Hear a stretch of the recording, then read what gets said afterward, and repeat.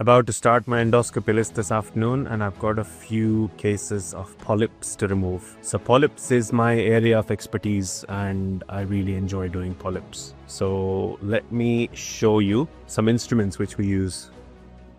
This is what we call an injection needle. So we use this to lift the lining under the polyps to bring the polyps up. So as you can see, the tip, it's all very microscopic. Can you see the tip? So we inject what we call EMR solution to lift the polyp up so that we can remove it. So once we lift the polyps, we take these off using a variety of instruments, but what I've got here is what we call a snare. The polyp goes on top of this, and then we use some heat, or we may choose to remove it without the need for heat. We cut off the polyp by closing the snare like that. And what I've got here is called a coagulation forceps.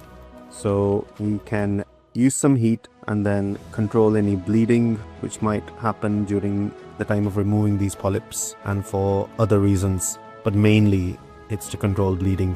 So this is the stack that we use. This is called the Irby machine. Irby. So we've got different things here. Can you see Polypectomy MR? If you go to Polypectomy MR, it then automatically loads up the settings, but we can change these settings if needed. So again, you can change this to left colon, right colon, or if you want to control bleeding, it's hemostasis. Other things which you can use, so APC to control bleeding, bipolar, which I'll show you another day, is also to control bleeding.